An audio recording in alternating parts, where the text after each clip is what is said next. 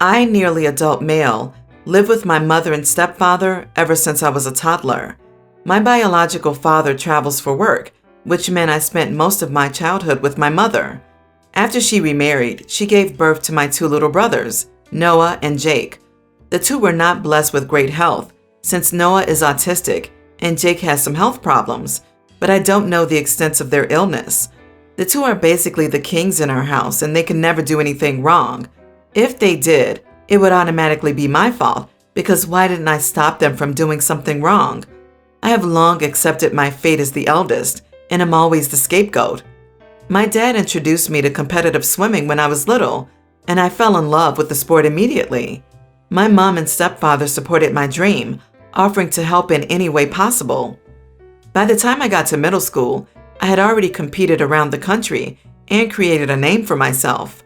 Everything was going well until I got into a car accident with my father and little brothers 2 years ago. My dad is known to be a major scaredy cat, so they might have thought it was a good idea to prank him with an exploding scare box mid-driving. Unfortunately, it ended badly for us as we got into a major accident and Dad passed away. I also crushed my right leg and put a stop to my dream to be a professional swimmer. When I told Mom that I'm angry towards Noah and Jake for playing the prank, she defended them and snapped at me for trying to blame them. I basically shut down from there. I live with my aunt since then, and she funded my leg reconstruction surgeries while my stepfather paid for my therapies. Earlier today, my mom came over and demanded that I forgive my little brother and move on, as it's been 2 years. She defended them by saying that they were kids and didn't know any better, and I'm being an idiot for keeping this grudge for so long. I refuse, because I still suffer the consequences of their action to this very day.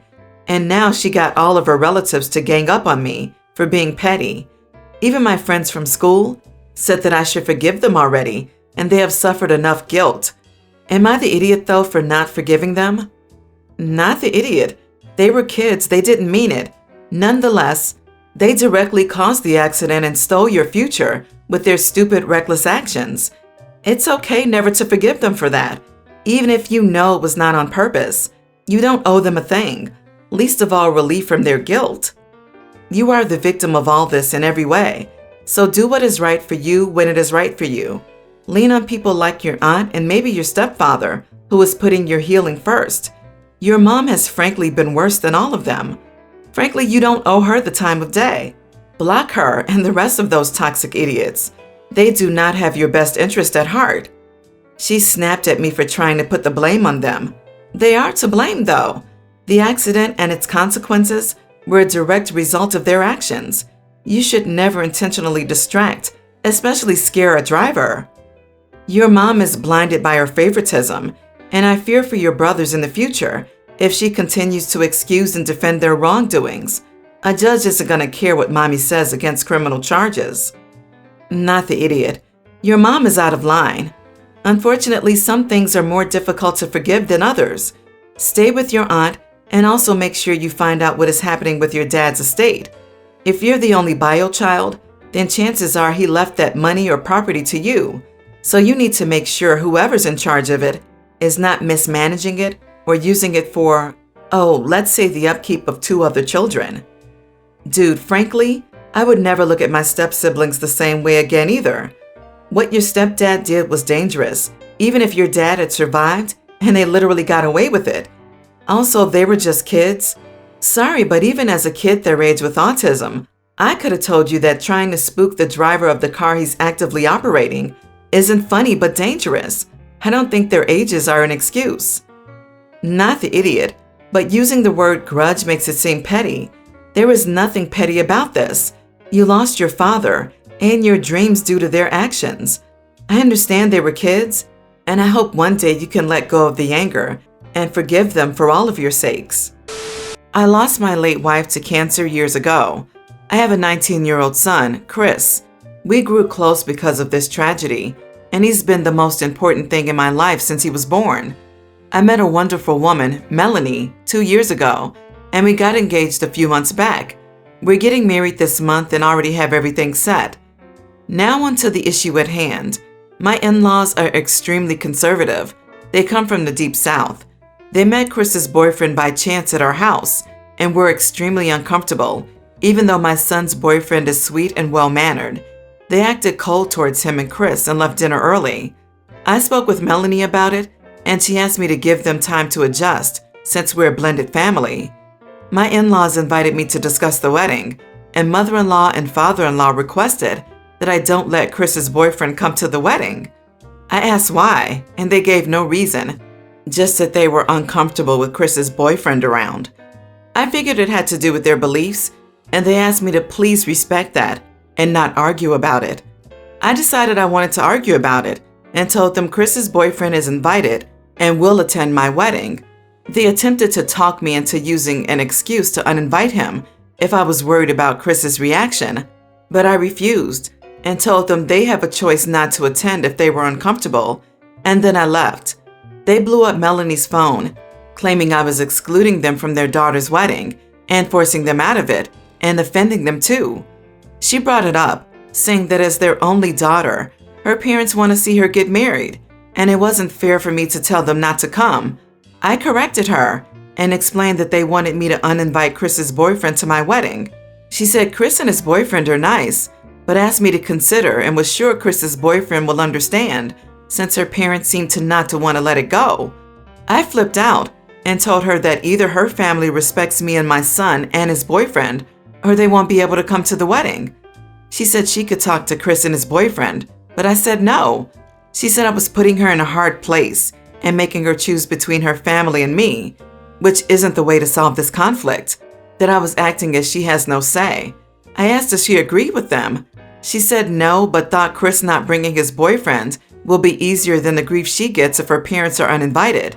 We're still arguing about it, and she's still saying I'm making her choose between her family and me, knowing how they are even though she disagrees with them. Sounds more like she's making you choose between her parents or your son.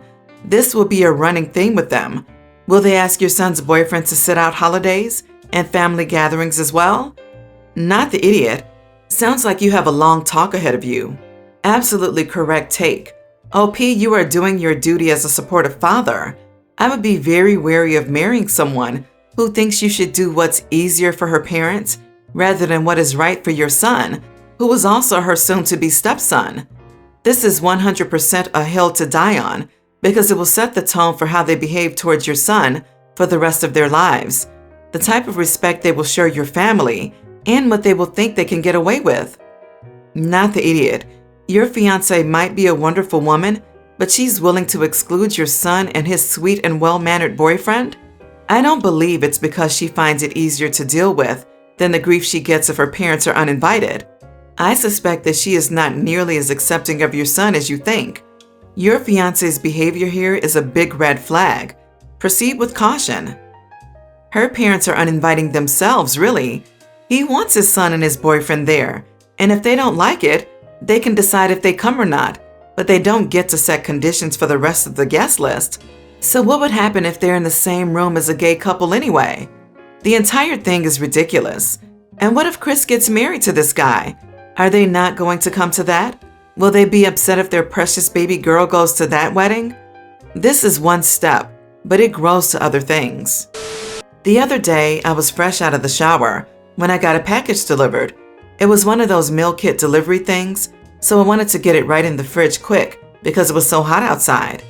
I knew it would take a minute to get an entire outfit on, so I decided to just throw on some shorts and grab it. I didn't want to put a bra on and didn't really think it mattered because it was literally 2 feet away from my door, and I really didn't even need to step out of the house to get it. I grabbed my package and put my stuff away and went on with my day. A few hours later, I get a knock on my door. It's this lady from across the street a few houses down. She tells me she saw me outside naked. I wasn't fully, but she apparently thought so, and that it was really inappropriate with all the kids in the neighborhood, and that I should be ashamed, and that she would call the police if she ever saw me again like that. She was irrationally angry about it. I pretty much told her to buzz off. She just stormed off after that. Am I the idiot? Not the idiot. Assuming worst case scenario and a toddler's birthday was happening on your front porch, it wasn't intentional, and it was quick. If you had seen someone, you would have been more embarrassed than anyone scared. Lady needs to mind her own business and stop stalking your house. Waiting hours to confront you was ridiculous. Not the idiot. What is your neighbor doing? Watching your house with binoculars? Creepy. Besides, boobs are boobs. One summer, I accidentally flashed a neighborhood kid who was driving by on his ATV. His eyes, man, LOL. He returned at the same time every day for a week, slowing down and looking up at my window. I don't think I broke him. I think he'll be fine. You are the idiot. You should probably not go outside nude. If a cop had been rolling by, that's indecent exposure. If a child was walking by or saw you, that's also indecent exposure. And you could end up on the offender registry. And for your own safety as a woman, what if some loony bin saw you and then stalked you or whatever? Lady, put on a shirt or a robe next time. OP's neighbor is way too nosy. Why are they staring at OP's house to even notice you grabbing something quickly from the front door? I wish I had that kind of time to monitor the streets, but unfortunately, I'm too busy minding my own business. It would be different if you were parading around your front yard, but just to open the door and bring in a package seems like no big deal to me. The neighbor is a busybody who needs to buzz all the way off. Not the idiot with enthusiasm. My husband's parents threw my husband a birthday dinner at their home last Saturday. During dinner, his sister announced that she was pregnant with her sixth child. Everyone congratulated her, and my husband grew quiet. He and I have been trying for a baby for 7 years and just now saved the money for IVF. Once the commotion about the new member of the family settled, my sister-in-law started her usual commentary on how much it sucks to be so fertile and how she feels like she'll just never be able to stop having kids because the pill and contraceptive injection both failed and how she's not a good fit for an IUD. By the time she pointed out she's been pregnant so often, they don't even need to have intimacy anymore for her to get knocked up. I couldn't stand it, and I walked out. My husband followed me, and I could see he was holding back some tears too. He apologized for saying nothing. I said he didn't need to, that he was obviously struggling too. By the time we made it home, his parents had called to say how sorry they were and how none of that was meant to happen. On the other hand, his sister called me a killjoy and a drama queen, and she told me it was rude to walk out after all her parents' hard work and for spoiling the celebration of a pregnancy. I hung up on her, and I want to cry because her words stuck in my head. Since then, she and my husband got into a fight because she called me selfish and said I made the dinner about me instead of them. I didn't even say anything before walking out, and I know not only did everyone notice, but I'm pretty sure I was loud as I left between moving back the chair and just throwing their front door open, and it was meant to be a dinner to celebrate my husband, something they threw and did such a beautiful job of too. I wish I could feel like she's totally wrong, but I worry she's right. Am I the idiot? Wait, you spoiled the celebration for the pregnancy? Funny, I could have sworn it was a celebration for your husband's birthday. She basically brought a screw you to her brother's birthday instead of a gift. OP is not the idiot. Not the idiot. It was a birthday dinner for your husband, not a me, I'm pregnant again. It's all about me. I think she did it to ruin your husband's celebration. An in-law should have said something to her. Next time she says something, ignore her. Not the idiot. She hijacked your husband's birthday dinner and made it about her. She proceeded to go on and on about basically being a clown car, including way TMI about failed contraception and references, however vague, to their intimate life, which most people don't consider appropriate dinner table chat, particularly during a family gathering for someone else's milestone. All of this is bad enough, but she did this knowing about your fertility problems, which downgrades her behavior from tacky and self-involved to incredibly tone-deaf and vulgar, bordering on cruel. Berating you after the fact leapfrog her into full-blown toxicity. I hope the IVF is successful and that you enjoy a healthy, uncomplicated pregnancy and a delivery just hard enough to use for guilt-tripping a recalcitrant teen. And it's not like she just announced the pregnancy and then shut up. Going on and on about her fertility was just a slap in the face to her brother and sister-in-law.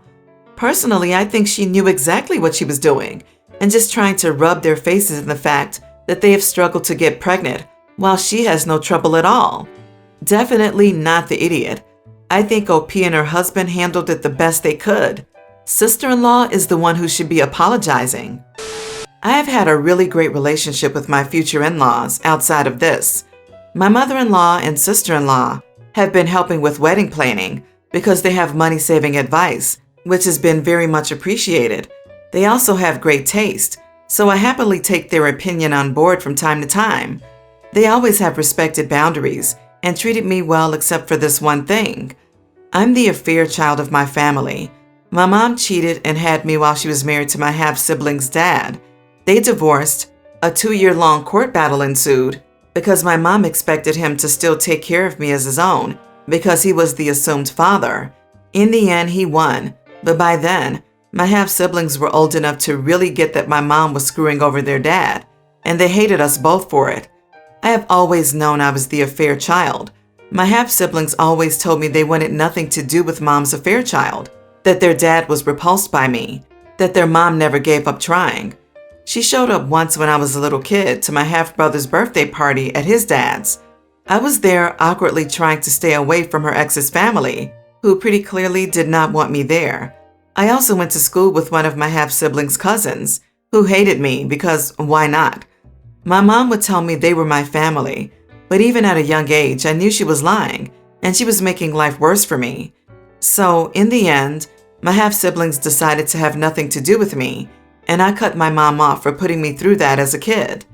My in-laws have talked about reaching out to invite my estranged family, including my half-siblings' paternal side. They believe that since my half-siblings and I haven't seen or spoken to each other in more than a decade, that they would have softened. They think my mom had good intentions, and her ex and his family are probably full of regret for how they treated me. I said no, I did not want them there, that it was better if we leave each other behind and move forward to live healthier lives. They pushed the issue again though, and then I found out they searched for them via social media. That's when I lost it. I told them that they had no right to go ahead when I said no, and if they insist on reaching out, they can forget about me taking their opinions into account. I can plan the wedding without their help. They were angry I was threatening them like that. They said I should have had an adult discussion instead of resorting to childish threats. Am I the idiot? Not the idiot. It is not their place to be actively reaching out on your behalf. It's not their place to keep pushing you on the subject. They are stalking social media for your family and going against your wishes. They stopped having an adult conversation and resorted to what kids do when they can't get their way. Also, this idea of inviting estranged families to weddings is crazy. Why not just a meal somewhere way before the wedding to test things out? Why wreck a wedding when it all goes badly?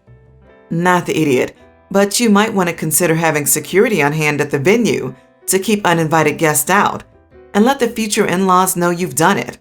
If the estranged part of the family truly wants to reconcile, it can be over coffee. The wedding is supposed to be just about you and your fiancé. Not the idiot. If your half-siblings couldn't see you were blameless for your mother's actions, they are horrible people. Your in-laws should realize this, and that it makes you feel terrible. They're in the wrong. I will say OP is not the idiot, but the children were, well, children. They only knew what their feelings and family told them at the time. You can't blame them too much for their views when they were younger. But of course, OP has every right not to want to ever see them again. They as well have a right to never see OP again. It sounds like it's working for OP.